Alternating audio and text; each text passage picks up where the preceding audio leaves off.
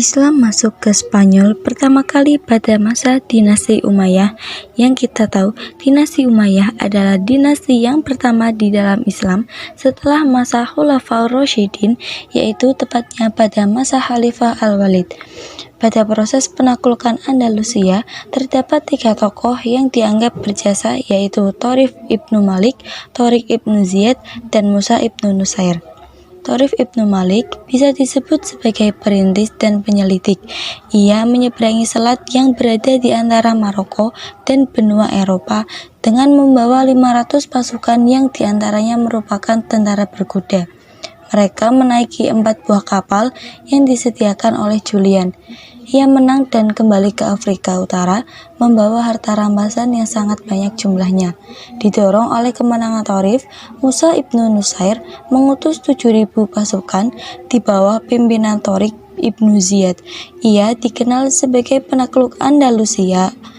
Pasukannya terdiri dari sebagian suku Berber dan sebagian orang Arab yang dikirim oleh Khalifah Al-Walid. Pasukan ini kemudian menyeberangi selat.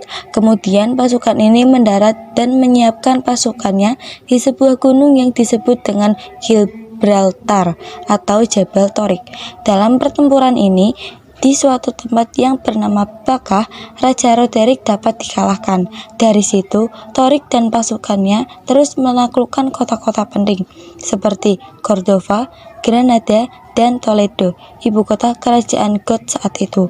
Musa juga berhasil menaklukkan Hispania, Carmona, Seville, dan Merida, serta mengalahkan kerajaan Gotik Theodomir di Orihla.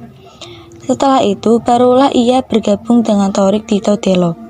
Kemudian mereka berhasil menguasai seluruh kota terpenting yang ada di Spanyol.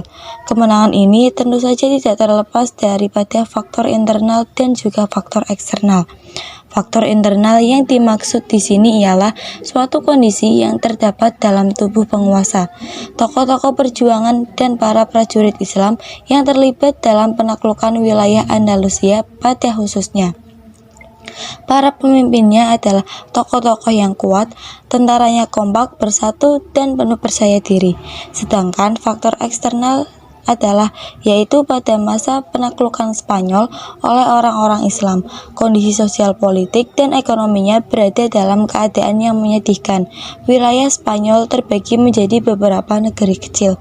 Rakyatnya pun dibagi-bagi menjadi sistem kelas sehingga tercipta kesenjangan dan rakyat pun hidup dalam kemelaratan. Perkembangan Islam di Andalusia dibagi menjadi 6 periode. Periode pertama pada tahun 711 sampai 755 Masehi. Pada periode ini, kekuasaan politik sudah berada di bawah naungan dinasti Umayyah di Damaskus. Kondisi stabilitas politik pada periode ini masih belum stabil karena terdapat beberapa gangguan-gangguan yang terjadi, baik gangguan eksternal maupun internal. Gangguan internalnya berupa perselisihan antara etnis dan golongan serta perbedaan pandangan antara khalifah di Damaskus dan gubernur di Afrika Utara yang berpusat di Kairawan. Masing-masing mengaku bahwa merekalah yang berhak menguasai daerah Spanyol ini. Gangguan eksternalnya datang dari sisa-sisa musuh Andalusia yang bertempat tinggal di daerah pegunungan yang memang tidak mendukung dan tunduk ke pemerintahan Spanyol. Pada periode ini, di Andalusia belum memasuki perkembangan peradaban dan kebudayaan. Berakhirnya periode ini ditandai dengan datangnya periode yang kedua. Periode yang kedua pada tahun 755 sampai 912 Masehi. Pada periode ini dipimpin oleh seorang yang bergelar Amir atau Panglima atau Gubernur yang bernama Abdurrahman Ad-Dakhil yang masuk ke Andalusia pada tahun 138 Hijriah atau 755 Masehi.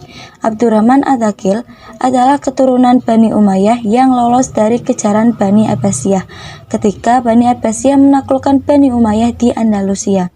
Pada periode ini sudah mulai ada kemajuan, di antaranya Abdurrahman yang membangun Masjid Cordova dan mendirikan sekolah-sekolah.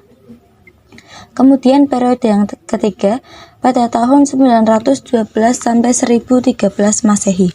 Menurut Badri Yatim, periode ketiga dari kekuasaan politik Islam di Andalusia dimulai dari kepemimpinan Abdul Ar-Rahman III atau An-Nasir dan diakhiri dengan periode Muluk Al-Tawaif. Pemimpin pada periode ini bergelar khalifah.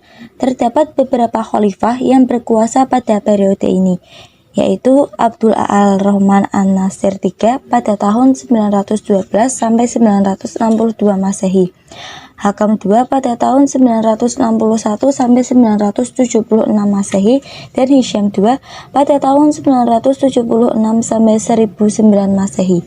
Pada periode ini bisa dikatakan sebagai puncak kejayaan Andalusia, melebihi kemajuan Daulah Abbasiyah di Baghdad, dibuktikan dengan adanya pembangunan Universitas Cordova oleh Abdul Ar-Rahman. Kemudian periode yang keempat, pada tahun 1013 sampai 1086 Masehi, dikatakan sebagai puncak kehancuran Islam di Andalusia. Kekuasaan politik Islam terbagi menjadi kekuasaan-kekuasaan kecil yang disebut Mulukut Tawaif, yang kemudian situasi seperti ini dimanfaatkan oleh umat Kristen untuk memperkeruh suasana dengan politik adu domba. Kekuasaan-kekuasaan kurang lebih terbagi menjadi 23 kerajaan lokal. Kemudian periode kelima, pada tahun 1086 sampai 1248 Masehi. Pada periode ini ada dua kekuasaan yang dominan, yaitu dinasti Murabitun dan dinasti Muwahhidun. Dinasti Murabitun berkuasa pada tahun 1086 sampai 1143 Masehi, sedangkan dinasti Muwahhidun pada tahun 1146 sampai 1235 Masehi. Kemunculan dua dinasti ini sedikit demi sedikit bisa merajut kembali perpecahan-perpecahan yang telah terjadi. Pada tahun 1146, dinasti Muwahhidun berhasil menaklukkan kota-kota penting yang ada di Andalusia, seperti Saragoza, Andalusia, Almeria, dan Granada, dan dalam beberapa dekade mendorong umat Islam untuk berubah. Namun Kristen mengalahkan dinasti Muwahhidun pada tahun 1212. Kemudian dinasti Muwahhidun pindah dari Spanyol kembali ke Afrika Utara dan kondisi politik Islam kembali terpecah-pecah. Kemudian yang terakhir periode ke-6 pada tahun 1248 sampai 1492 Masehi, dikatakan sebagai periode terakhir dari kekuasaan politik Islam di Andalusia. Pasalnya, periode ini Islam hanya berkuasa di daerah Granada dengan dinasti Ahmar tahun 1232 sampai 1492 Masehi sebagai penguasanya. Walaupun kecil, Islam masih dapat mengalami kemajuan, sama halnya dengan kekuatan Islam di daerah lain pada akhirnya dihancurkan oleh perpecahan internal Islam. Dan kemudian keadaan dimanfaatkan Kristen yang saat itu memperlakukan rekonquista, yaitu memaksa umat Islam masuk Kristen atau meninggalkan Andalusia.